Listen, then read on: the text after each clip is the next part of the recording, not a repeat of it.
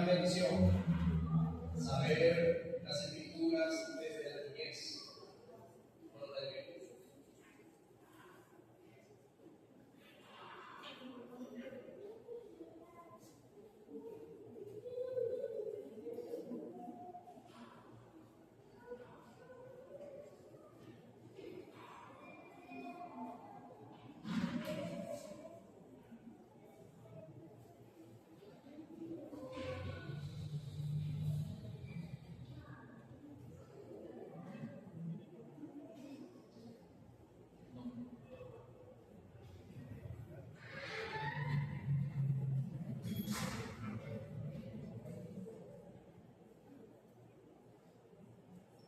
Buenos días, bendiciones para todos ustedes, mis hermanos y hermanas.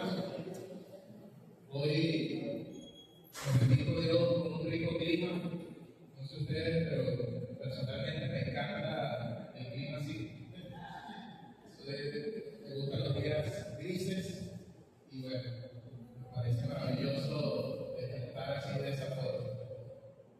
El día de hoy, bueno, continuamos, mis hermanos, con esta serie llamada Plenamente. Ya estamos en el estudio número 3 y el próximo domingo, después de antes, estaremos finalizando, ¿verdad? Descansarán ya un ratito de mí, ¿verdad? Pero creo que el propósito se ha cumplido porque el punto es poder conocer, ¿verdad?, lo que Dios dice acerca de nuestros pensamientos y nuestras emociones, ¿verdad? Abordando sobre todo esos problemas que tenemos, tanto mental y emocionalmente, debemos estar atravesando, pero desde una perspectiva bíblica y teológica, porque lo más importante que tengamos presente y que he querido resaltar con estos estudios es que Dios siempre tiene un mensaje para nosotros y que la Biblia es relevante para nuestra vida. Amén. Ok, entonces, como ustedes ya saben, ¿verdad?, hablando de estas cosas, dicen por ahí, ¿verdad?, de una forma poética, que la depresión es un exceso del pasado, la ansiedad es un exceso del futuro y el estrés es un exceso del presente. ¿Sí? De forma poética, algunas personas lo resumen de esta manera. Entonces, ya hemos hablado sobre la depresión y el día de hoy estaremos hablando sobre el estrés y la ansiedad, o la ansiedad y el estrés. Como siempre, ¿verdad?, lo primero que tenemos que tener presente en nuestra vida es que Dios es nuestro creador. ¿Cierto? ¿Quién lo cree? Amén. Si Dios es nuestro creador, hermanos, dice la Biblia en Génesis capítulo 1, versículo 27, y creó Dios al hombre a su imagen de Dios lo creó, varón y hembra los creó. Si Él es nuestro creador, significa que Él tiene la llave para ayudarnos. Él tiene la forma como puede amarnos. ¿Sí? Si estamos hablando, volviendo a esa analogía, si estamos hablando a mano de una mesa, ¿verdad?, y no tenemos las instrucciones del fabricante para poder armar esa mesa, lo más seguro es que nos sobren tornillos, que algo no esté bien, que algo no quede como era la intención del fabricante. Por lo tanto, nosotros vamos a esa perspectiva bíblica para encontrar cuál es la intención de Dios para ayudarnos a vivir con todos estos problemas, con todas estas situaciones o con estas cosas que nosotros pasamos, que tienen que ver con nuestros pensamientos y nuestras emociones. Amén. Entonces, tenemos que partir de ahí, porque si usted no parte de ahí, usted seguramente va a buscar otras alternativas, ¿verdad? Cuando se le presenten problemas de ansiedad, de estrés, de depresión, problemas emocionales, usted va a buscar otra alternativa. Usted puede pensar en brujería, como algunas personas piensan, y dicen, oye, estoy pasando estas cosas, ¿no? Eso es que me hicieron un trabajo y me hicieron una brujería. Usted puede pensar y dice, no, necesito tal vez un remedio cosa, ¿verdad? Usted dice, no, necesito un curatero que venga y me dé un remedio y ese es el remedio el que me va a hacer salir de esto. Usted puede pensar en cualquier otra cosa antes que Dios. Pero como nosotros somos cristianos,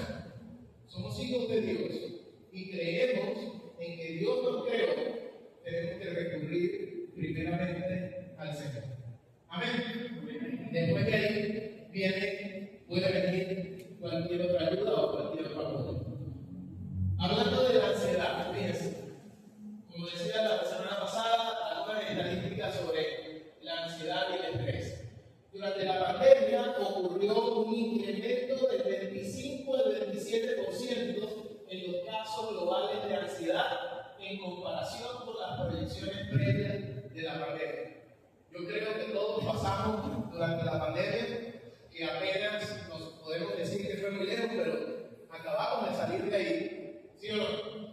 Literalmente acabamos de salir de ahí, tenemos apenas 2 años saliendo de la pandemia como tal oficialmente, 2 o 3 años, pero muchas personas vivieron un incremento de la ansiedad y fíjense el porcentaje, muchas personas sufrieron de ansiedad y de estrés durante la pandemia.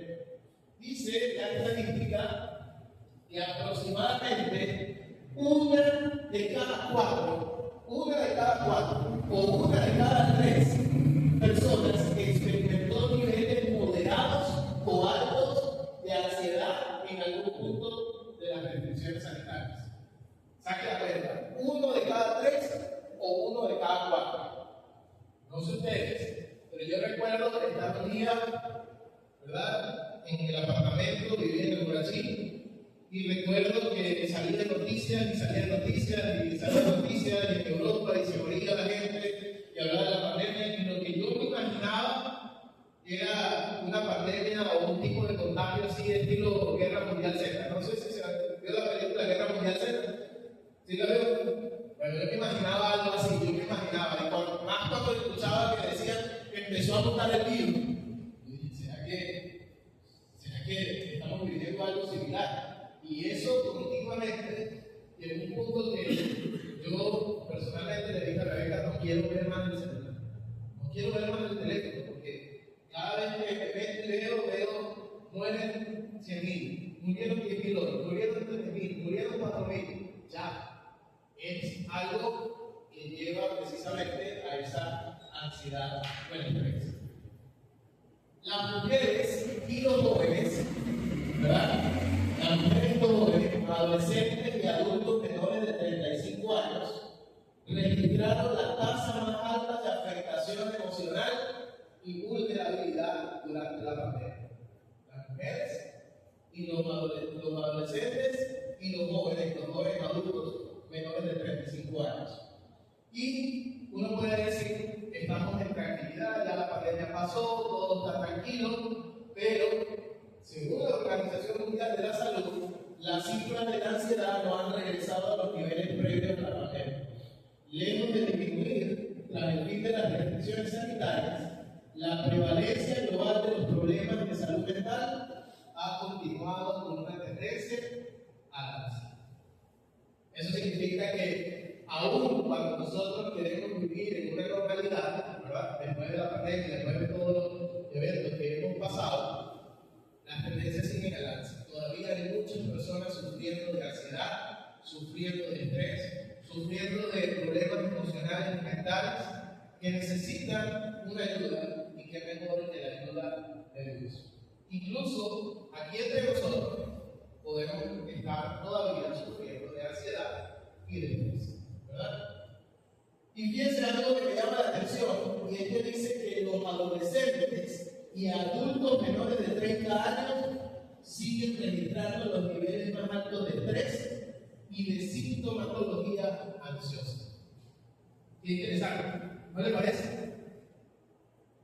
Una persona que menor de 30 años podría decirse tiene toda la vida por delante, ¿verdad? Un adolescente, un joven, casi no debería tener preocupaciones, ¿verdad? Si está con sus padres, si sus padres ven por él, si cuidan, y son las personas, según la Organización Mundial de la Salud, que están sufriendo mucho más ansiedad y estrés. ¿No le parece interesante? Creo que es un detalle para cuidar con nuestros hijos, para cuidar, ¿verdad?, en este tiempo, y para pensar sobre todo cómo hablar y cómo abordar estas cosas.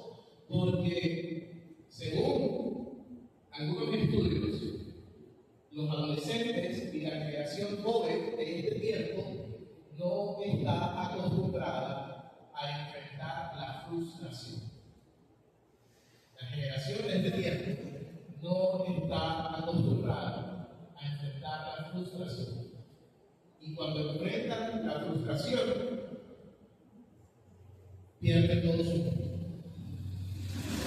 Y eso parte de que no tenemos una perspectiva, ¿verdad?, más saludable de la vida, donde tal vez los problemas sean parte de ella.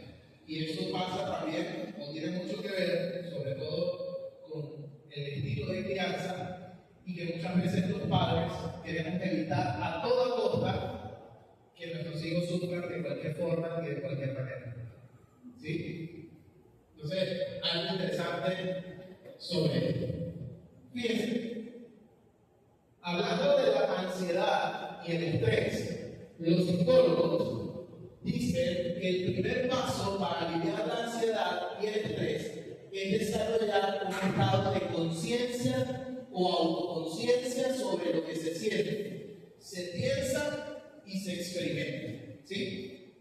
Es decir, los psicólogos, cuando abordan este tipo de problemas, dicen que el primer paso es que la persona reconozca cuándo está presentando ansiedad y estrés, cuándo está sufriendo esto.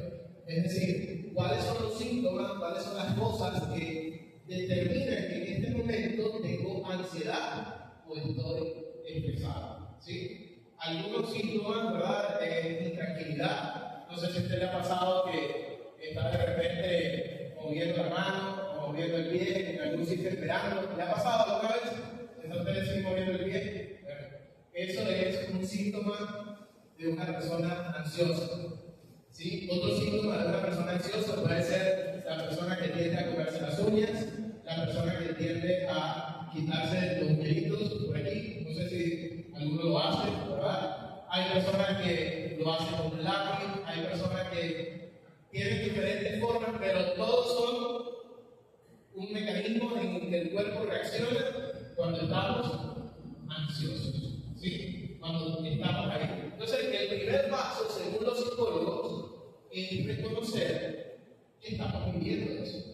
Estoy ansioso, estoy en estrés, ¿verdad? Estoy estresado. Ahora, yo añadiría a este punto, desde una perspectiva bíblica, que necesitamos una conciencia en estos momentos sobre quién es Dios y quiénes somos nosotros. ¿Sí? Cuando estamos en estos momentos, porque no estamos exentos de esto.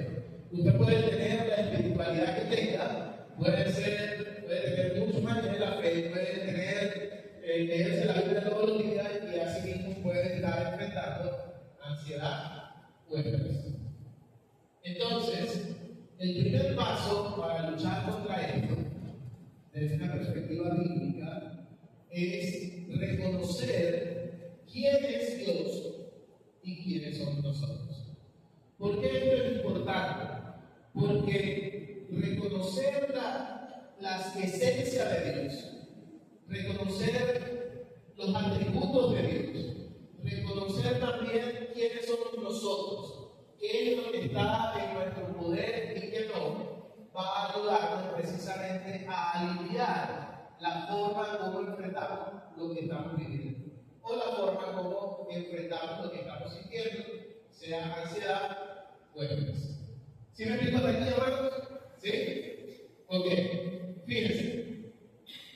Igualmente, dicen que existen factores detonantes, ¿sí? Que llaman factores detonantes. ¿Cuáles son esos factores detonantes?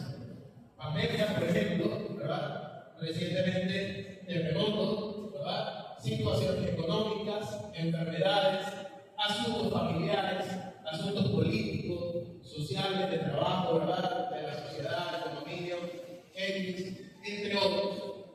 Existen detonantes, tienen situaciones en nuestra vida, cosas que no esperábamos, cosas que nos enteramos, alguna situación familiar, alguien se enfermó, alguien necesita un tratamiento, tienen y te cobran algo que no esperabas, tienes una deuda tal vez, tienes un problema en el trabajo, algo te está pasando, ¿verdad? Y esto es un detonante para este síntoma de ansiedad, ¿sí? Algunas personas, ¿verdad?, incluso pueden sentir ataques de pánico durante la ansiedad, ¿sí? Es un ataque de pánico donde literalmente sienten que le falta el aire, que no pueden respirar, ¿verdad? Y sienten que se están muriendo literalmente. Entonces no es algo, ¿cómo le puedo decir? De lo que podemos estar exentos si no descansamos en Dios.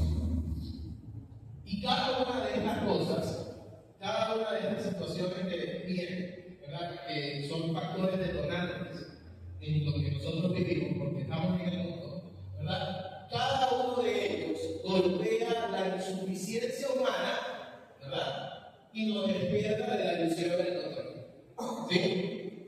¿Y por qué la ilusión del control, hermano? Porque nosotros tendemos a pensar que casi todo está en nuestro control y en el poder de nuestras decisiones. ¿Sí me explico con esto?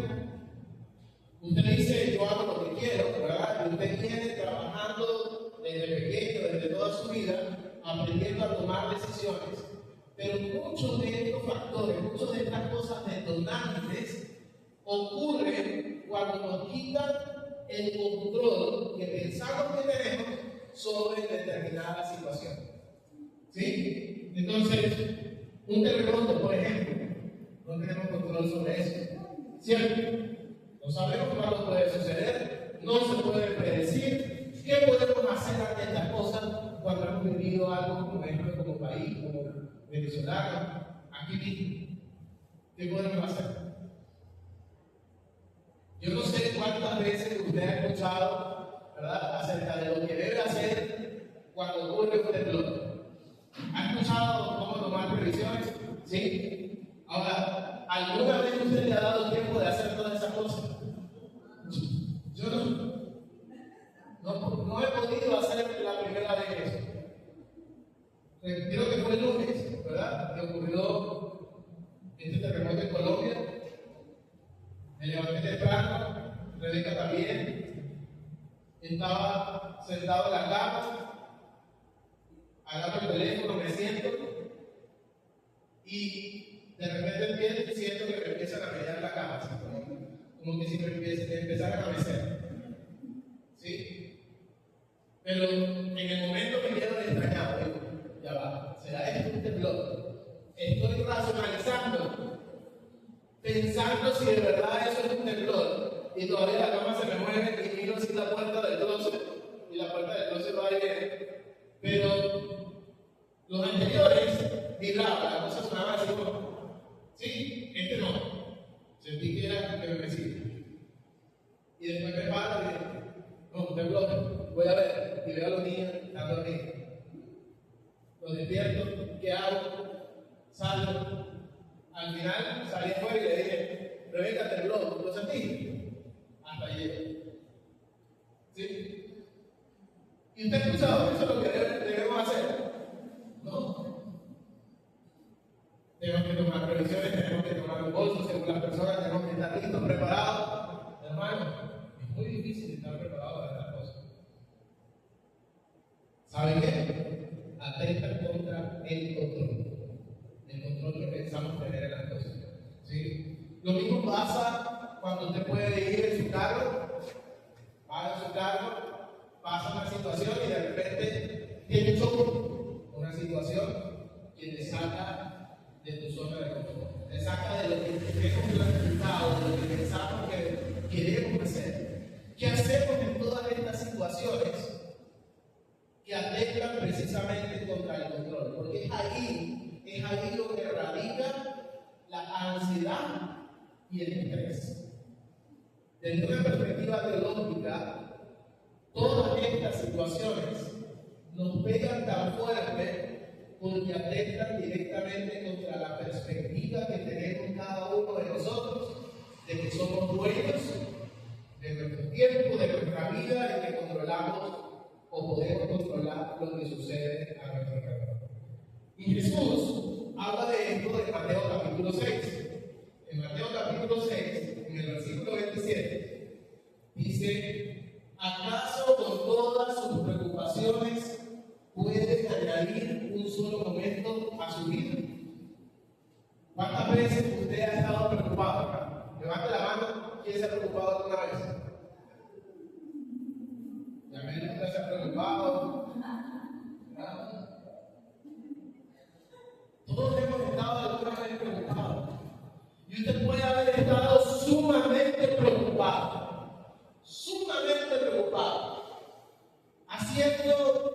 pensando muchísimo. ¿Y sabe qué? No resuelve nada. Nada. Podemos estar extremadamente preocupados, pensativos sobre determinada situación y a la vez no haciendo absolutamente nada. Y es ahí, precisamente, donde estamos en una situación en la que no tenemos control. ¿Sí? Entonces, para hablar de esto, le voy a pedir que vayamos a Primera de Reyes, capítulo 19, y vamos a leer y estudiar este pasaje del versículo 1 al 18, que precisamente habla, o vemos mucho de esta perspectiva del control. Primera de Reyes, capítulo 19.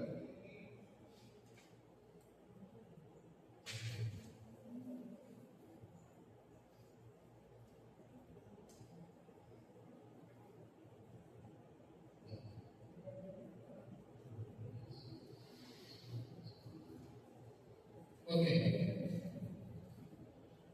Fíjense, uno de los profetas y uno de los personajes que vive unas experiencias emocionales tremendas en la Biblia y que es maravilloso cómo se aborda desde una perspectiva bíblica y teológica, es el profeta Elías. ¿Sí? El profeta Elías vive muchas de las situaciones que nosotros podemos decir que son desafiantes y que precisamente salen de nuestro control. Para que usted pueda tener un poquito de contexto, ¿verdad?, de lo que ocurre con el profeta Elías, es que antes de esto, ¿verdad?, el profeta tiene un enfrentamiento, ¿verdad?, en el monte Carmelo. No sé si se recuerda ese pasaje donde están los profetas falsos y está el profeta Elías. No sé si recuerda este pasaje. Es un enfrentamiento que tiene porque el pueblo de Israel ha cambiado a Dios. Ha cambiado a Dios y ha rendido culto a Baal. ¿Sí? Está rendiendo culto a Baal. Hay un hombre, un rey muy malo llamado Acab, ¿verdad?, que es totalmente idólatra, postrado ante los ídolos, ante Baal, y tiene una esposa llamada Jezabel. ¿Sí? Que en la Biblia este nombre es el nombre puro de la maldad. ¿Sí? Puro de la maldad. Cuando se habla de Jezabel en la Biblia se habla de una mujer de pura maldad. Así que si algún día le dicen Jezabel, usted ya sabe que se tiene que ofender. Pura maldad en ese punto. Este hombre está casado con esta mujer y esta mujer pertenece o llevó e inclinó el corazón del rey precisamente a adorar a los otros ídolos. Y la cosa es gravísima porque no solamente es adoración a otros ídolos, sino que hay prostitución sacerdotal dentro del pueblo de Israel, hay sacrificio de infantes dentro del pueblo de Israel para adorar a estos ídolos, y ocurren muchísimas cosas que Dios no quiere y que ocurren en el pueblo de Israel, y Elías, como profeta de Dios, le toca la misión de ir y enfrentar todas estas situaciones, ¿verdad?, y hablar la palabra de Dios y denunciar lo malo que están haciendo, ¿sí?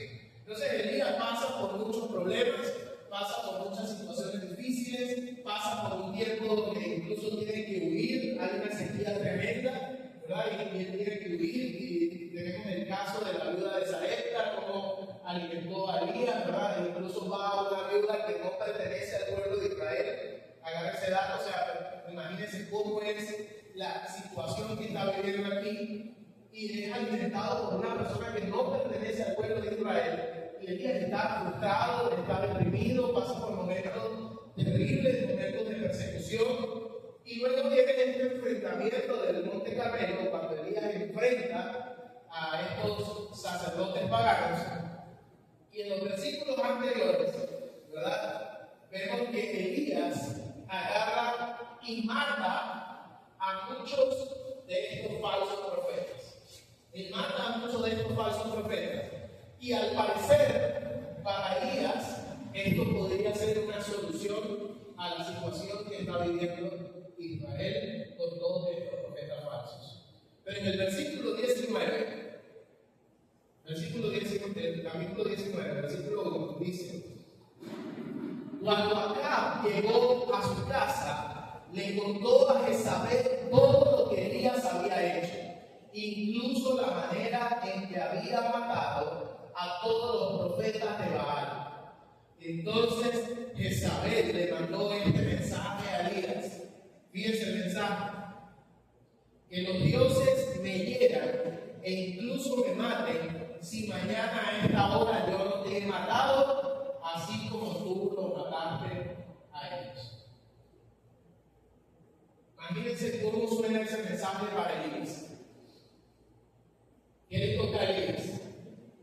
Huir. Jezabel le dijo que los dioses incluso me hieran y me maten si mañana a esta hora yo no te he matado, así como tú lo mataste a ellos. Versículo 3 dice que Elías tuvo miedo y huyó para salvar su vida. Estoy leyendo la nueva traducción viviente. ¿Sí? Elías tuvo miedo y huyó para salvar su vida. Se fue a Berseba, una ciudad de Judá, y dejó allí a su sirviente. Versículo 4. Luego siguió todo el día hasta llegar al desierto. Se sentó bajo un solitario árbol de retama y pidió morirse. Pidió morirse. ¿Qué quería Elías, hermanos? Morirse. Ya no aguantaba más. Ya no aguantaba más. Llegó a un punto de todo lo que estaba viviendo, de todas las situaciones que estaba enfrentando, que dijo: ya no aguanto más. Así como el meme. Ya no aguanto más. Lo que deseo es la muerte. Deseo la muerte. ¿Qué pasó? Le dijo al Señor, fíjese sus palabras: basta ya, Señor, quítame la vida, porque no soy mejor que mis antepasados que ya murieron. Era una situación difícil, era algo que escapaba de su control, incluso él tomando acciones, pensando que podía solucionar lo que estaba pasando, no lo solucionó y terminó huyendo por su vida. Y llega al nivel que le dice al Señor: ya no aguanto más, Señor, basta ya, quítame la vida porque no soy mejor que mis antepasados que ya murieron. Versículo 5, hermanos. Entonces se acostó y durmió debajo del árbol. Se acostó y durmió debajo del árbol. Y mientras dormía, escucha bien, hermanos, mientras dormía, un ángel lo tocó y le dijo: levántate y come. Elías miró a su alrededor y cerca de su cabeza había un poco de pan horneado sobre piedras calientes y un jarro de agua. Así que comió y bebió y volvió a acostarse. ¿Qué pasa en esos momentos de frustración? ¿A quién recurre a Elías? ¿Con quién se desahoga Elías? ¿Con quién confiesa lo que está sintiendo Elías? Con Dios. Versículo 7. Entonces el ángel del Señor regresó, lo tocó y le dijo: levántate y come un poco más. De lo contrario, el viaje que tienes por delante será demasiado para ti. Entonces se levantó, comió y bebió, y la comida le dio fuerza suficiente para viajar durante 40 días y 40 noches hasta llegar al monte Sinaí, la montaña de Dios. ¿Cuánto tiempo viajó, hermanos? 40 días y 40 noches. ¿Y quién lo sustentó? Dios. Versículo 9.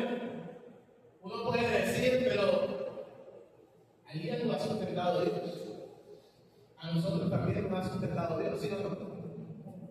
Y eso nos ha librado muchas veces de la ansiedad, del estrés. Algunas veces no, hermanos. Algunas veces hemos sido testigos de cómo Dios nos ha ayudado, cómo Dios ha trabajado en nuestra vida, y eso aún cuando se presenta una situación de esta que vuelve y escapa de nuestro control, muchas veces nos vuelve a llevar a este estado donde volvemos a estar en ansiedad y en un estrés crónico, ¿sí? Entonces, fíjense lo que sigue aquí mismo en el versículo 9, dice: entonces el Señor le dijo a Elías: ¿qué haces aquí, Elías? Estaba en donde Elías, en una cueva, en el monte Sinaí. Estaba ahí en una cueva en el monte Sinaí. Y Elías, el Señor le pregunta: ¿qué haces aquí? Y versículo 10. Mire el versículo 10. Autoconciencia. ¿Sí? Versículo 10. He servido con gran celo al Señor Dios Todopoderoso, respondió Elías. Pero el pueblo de Israel ha roto su pacto contigo, derribó tus altares y mató a cada uno de tus profetas. Yo soy el único que queda con vida y ahora me buscan para matarme aquí, a mí también. ¿Qué hay de parte de Elías? Está confesando totalmente todo lo que está sucediendo en su vida.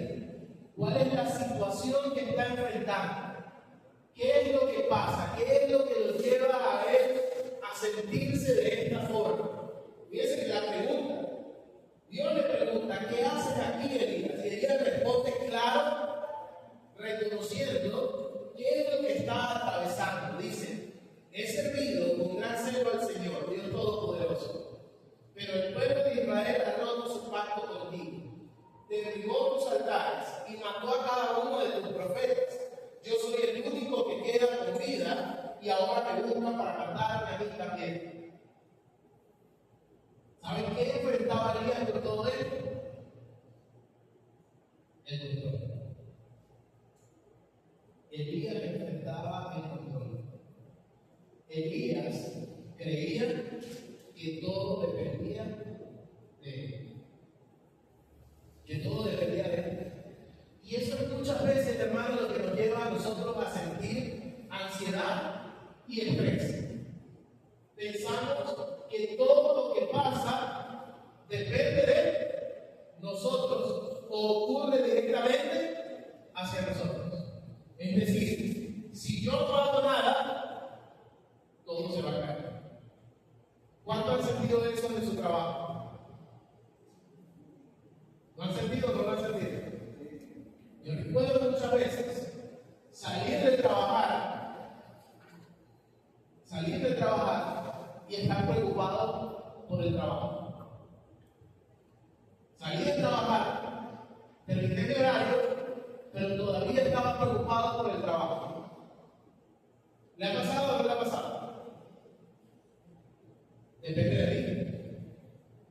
Yo tengo que verificar si lo están haciendo bien. ¿A qué te lleva eso? A control.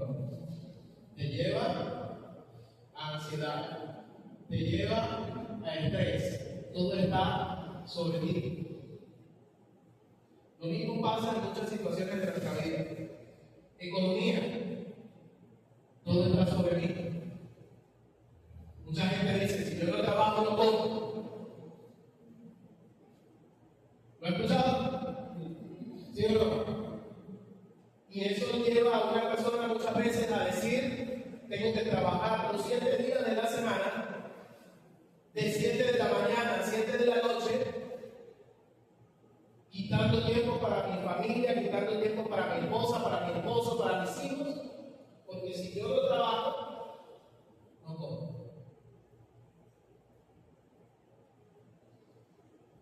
Lo mismo pasa muchas veces, ¿verdad?, en la economía, en la política. Hay gente que tiene y que lucha por su visión de la política y de cómo deberían ser las cosas hasta tal punto que es capaz de molestarse con las personas que no concuerdan con su visión. ¿Sí? Y hace tiempo pasamos muchísimo de eso, pero cuando la política se vuelve relevante para nosotros, volvemos otra vez como a caer en ese punto y podemos molestarnos porque no está de acuerdo con nosotros, pensando que yo tengo que cambiarle la forma de pensar a Carmen, ¿verdad? Ella es socialista, ¿verdad? Y yo tengo que cambiarle la forma de pensar a ella. ¿Sí? Pero así pasa muchas veces. Así pasa muchas veces. Y no solamente sobre eso, sobre muchas otras cosas, donde lo que de nuevo está ahí es el control. El control. El control de cómo deben ser las cosas. Incluso a veces con nuestros hijos, los que somos padres, buscamos tener el control de sus vidas. ¿Sí? Pensamos que Dios nos dio muchas veces a los hijos como si nosotros fuéramos sus dueños y somos determinantes totalmente de lo que va a ser su vida. Y hay gente que invierte de tal forma en sus hijos y lo hace de una manera tan, podemos decir, tan dañina, porque se vuelve dañina cuando las personas llegan a la idolatría, que solamente viven para sus hijos y olvidan su bienestar personal, olvidan incluso su matrimonio, de tal forma que tienen que controlar todo lo que sucede en la vida de sus hijos, y resulta que más tarde se dan cuenta de que al final cada uno de ellos toma sus decisiones y no están en control o no podemos estar en control de los hijos. ¿Sí me explico con esto, hermanos? Lo que está ahí presente y lo mismo que está atravesando Elías es esta situación y esta insuficiencia de no poder luchar y controlar las cosas que escapan precisamente a nuestro control. Y la reacción que muchas veces tenemos a esto es que queremos que las cosas se hagan de la forma que yo pienso y pensamos que la mejor manera es hacerla de forma fuerte. ¿Sí? Muchas veces eso nos lleva a tener un carácter fuerte, a implantarnos sobre otras personas, a imponernos. De tal forma que las cosas deben hacerse así y asado, como digo yo. Pero sigamos leyendo. Versículo 11. El Señor le dijo: sal y ponte de pie delante de mí en la montaña. Mientras Elías estaba allí de pie, el Señor pasó un viento fuerte e impetuoso que azotó la montaña. La ráfaga fue tan tremenda que las rocas se aflojaron, pero el Señor no estaba en el viento. ¿Cómo era el viento? ¿Cómo era el viento, hermanos? ¿Cómo era el viento? Fuerte, poderoso, impetuoso, pero Dios no estaba en el viento. Después del viento hubo un terremoto, pero Dios no estaba en el terremoto. Pasado el terremoto hubo un incendio, un fuego, pero el Señor no estaba en el fuego. Y después del incendio hubo un suave susurro. Cuando Elías lo oyó, se cubrió la cara con su capa, salió y se paró a la entrada de la cueva. ¿Dónde estaba Dios, hermanos? Elías se cubre el rostro porque Dios está en el suave susurro. En el suave susurro, allí estaba la presencia de Dios, en la calma. No estaba en el viento fuerte y impetuoso, no estaba en el terremoto, no estaba en el fuego, estaba en la tranquilidad.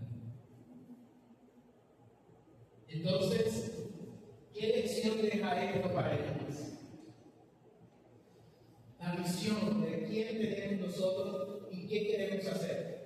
Lo que yo quiero hacer. Y todo depende de mí. Y todo eso se canaliza precisamente con eso. Si nos viéramos tal vez en un estado de eso, ¿verdad? Donde queremos tener control. Somos un viento fuerte que quiere hacer las cosas y que quiere estremecer todo lo que está a nuestro paso para que la cosa se haga como nosotros pensamos. Un terremoto, un fuego, poder, pero Dios estaba en la calle. Y es la lección para la iglesia. Versículo siguiente. Entonces una voz le dijo, otra vez, la voz le habla a Elías y le dice, ¿qué haces aquí, Elías? Versículo 14. He servido con gran celo al Señor, respondió. Pero el pueblo de Israel ha roto su pacto contigo, derribó tus altares y mató a cada uno de tus profetas. Yo soy el único que queda con vida y ahora me buscan para matarme a mí también. Versículo 15. El Señor le dijo, regresa por el mismo camino que viniste y sigues al desierto de Damasco. Cuando llegues allí, unge a Hazael para que sea rey de Aram. Después unge a Jehú, nieto de Nimsi, para que sea rey de Israel. Y unge a Eliseo, hijo de Safat, de la tierra de Abel Meholah, para que tome tu lugar como mi profeta. A cualquiera que escape de Hazael, Jehú lo matará. Y a los que escapen de Jehú, Eliseo lo matará. Sin embargo, preservaré, dice Dios, a otros 7,000 en Israel, quienes nunca se han inclinado ante Baal y lo han besado. ¿Quién se encargó de hacer los planes? ¿Quién ejecutaba los planes? Dios.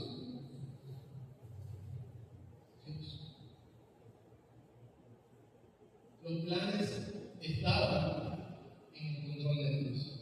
Elías no sabía de esos 7,000. Él dijo, todo el pueblo está ahí, se ha inclinado ante Baal. El pueblo de Israel se ha inclinado ante Baal y ha dependido de mí. Y Dios le dice, no, yo preservaré a 7,000 que aún no se han inclinado.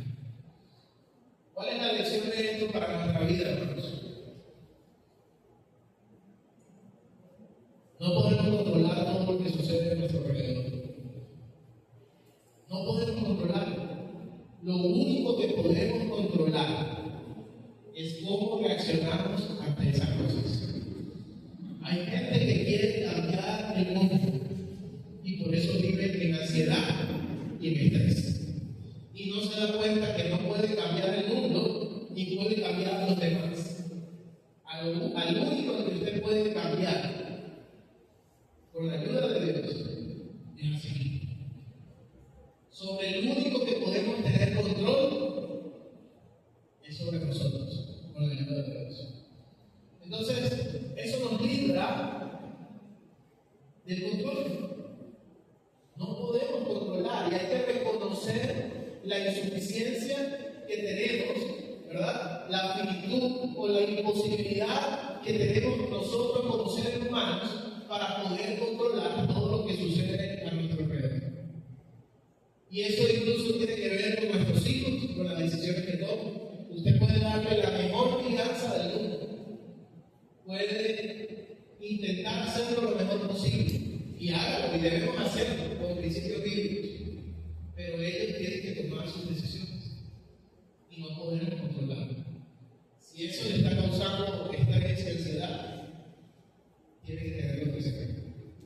Lo mismo pasa con su trabajo, lo mismo pasa con la política, lo mismo pasa con todos los eventos que ocurren alrededor suyo. No hay forma de controlar. Hay que quitarnos esa mente, quitarnos esa ilusión de que podemos controlar las cosas que suceden a nuestro alrededor. Lo único que podemos controlar es cómo reaccionamos ante esas cosas. Otra lección que nos deja este pasaje Dios cuida de nosotros siempre. Suceda lo que suceda, Él lo hace. Él cuida de nosotros. Lo hace en el presente y lo hará en el futuro. Si el futuro es lo que le preocupa, Dios está con Él va a cuidar de nosotros. Incluso cuando usted y yo partamos de aquí, Él también va a seguir cuidando de nuestros hijos, de nuestros nietos, de las generaciones que siguen, hasta que sea su voluntad y hasta que Cristo venga con su paz. Él cuida de nosotros. Y eso es un descanso. ¿Quién alimentó a Elías? ¿Quién alimentó a Elías? Dios. Y es una lección precisamente de cómo Dios puede sostener, incluso cuando usted piensa que ya no hay forma en que usted pueda hacerlo. Dios puede sostener. Él cuida de nosotros. Y hay que tenerlo presente para poder descansar de la ansiedad y del estrés. Tercera lección, hermanos. Dios está en la calma. En la calma. Porque muchas veces lo que nos motiva es ese deseo de control. Y esa persona que está todo el tiempo intranquila, que quiere hacer todo el tiempo las cosas y que las cosas deben hacerse así,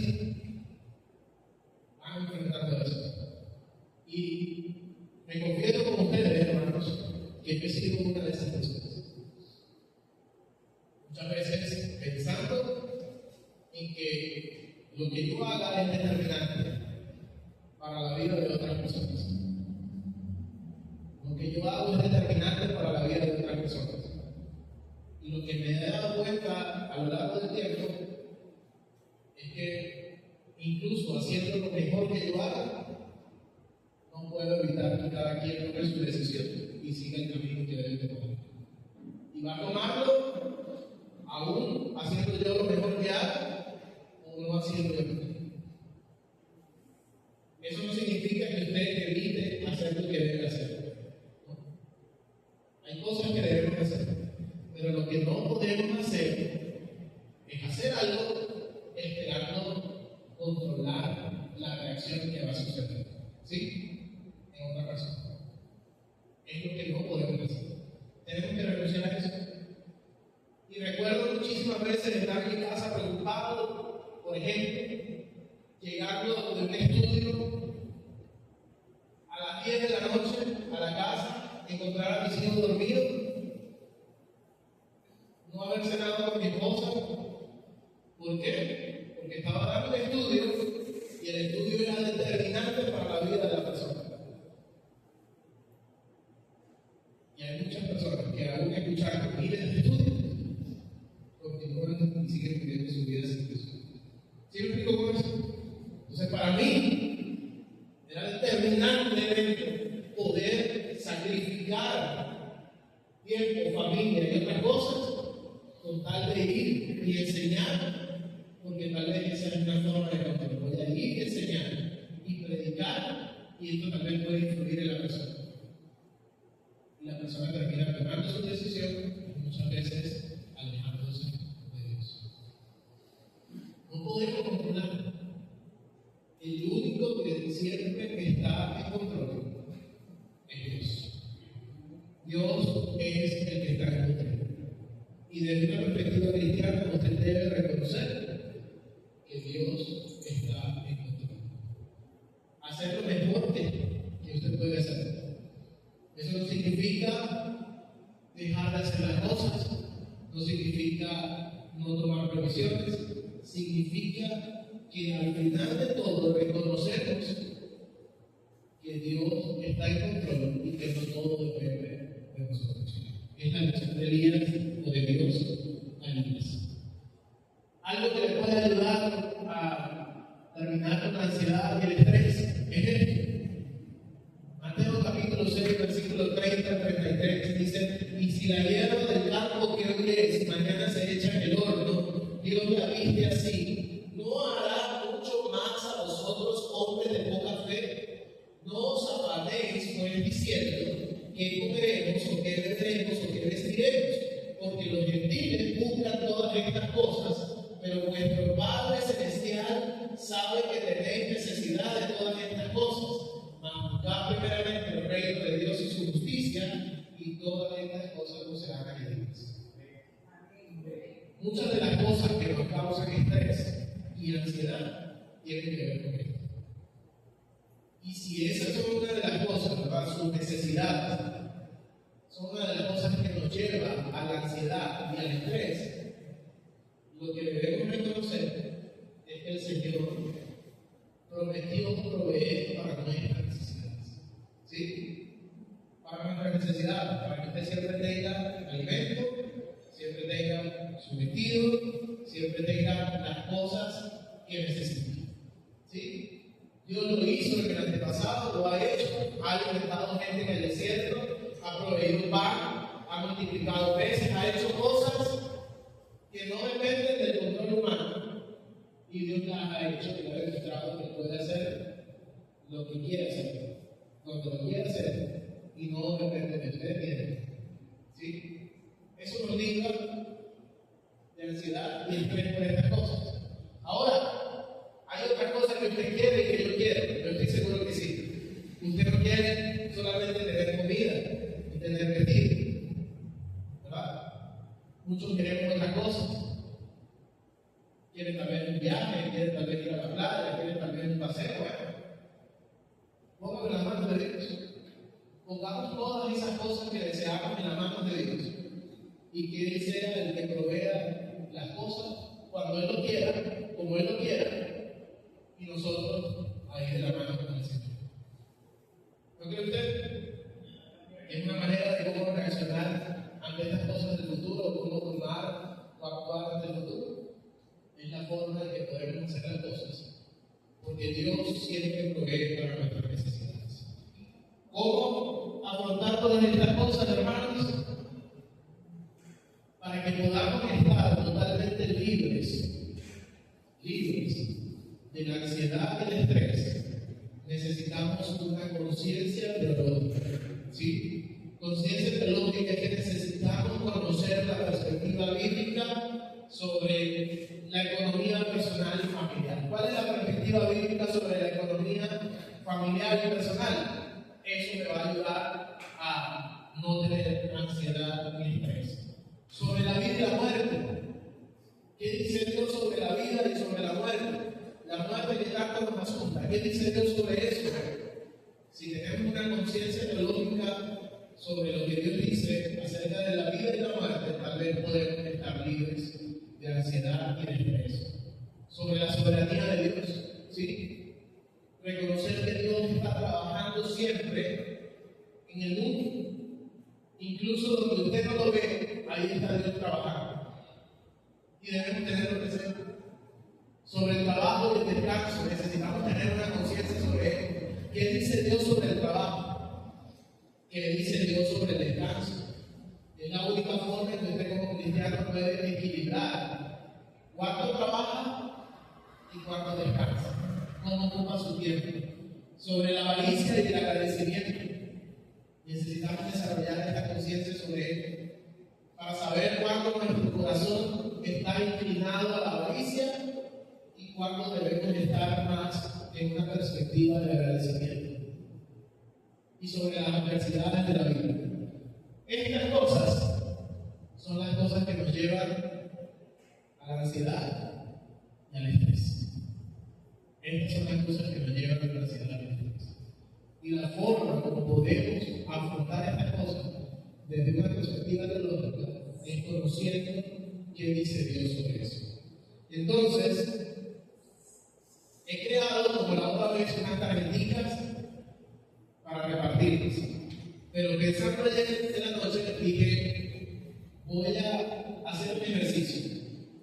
Los que quieran recibir, ¿verdad?, esta tarjetita sobre estos puntos, ¿verdad?, y hacer un ejercicio de meditación, yo voy a estar enviando una tarjetita cada día, ¿verdad?, durante esta semana, una desde el lunes hasta el sábado, así sucesivamente son 6. Y vamos a estar hablando, ¿verdad?, sobre esto, sobre qué dice Dios sobre la economía personal y familiar. Y la idea es que usted después de esto tenga un estudio, una oración, leer un versículo, pueda entregarse a Dios en un devocional y reconocer qué es lo que le está quitando a usted el sueño sobre determinado asunto y después ponerlo en las manos de Dios. ¿Sí? El que quiera recibirlo, escriba al privado y yo se lo comparto durante la semana. Finalizo con esto, hermanos. Colosenses capítulo 3, versículo 1 al 4. Dice: ya que han sido resucitados a una nueva vida con Cristo, pongan la mira en las verdades del cielo, donde está Cristo sentado en el lugar de honor, a la derecha de Dios. Piensen en las cosas del cielo, no en las de la tierra, pues ustedes han muerto a esta vida y su verdadera vida está escondida en Cristo, en Dios. Cuando Cristo, quien es la vida de ustedes, sea revelado a todo el mundo, ustedes participarán de su gloria.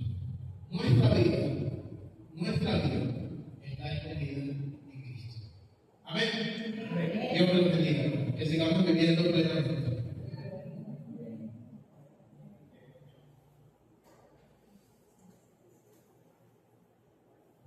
Amén, amén. Gloria a Dios. Muy importante esta enseñanza, porque a veces nosotros siempre queremos tener el control, ¿sí? Queremos tener el control de todas las cosas. Recuerdo yo rápidamente de este testimonio cuando me casé en el año 2016, cuando estaba la crisis más fuerte. Yo me casé y en ese entonces había mucha escasez de comida. Mucha escasez. Yo soy flaco, pero ahí era un lápiz en ese entonces. Y entonces yo me acuerdo que reuní, ahorré comida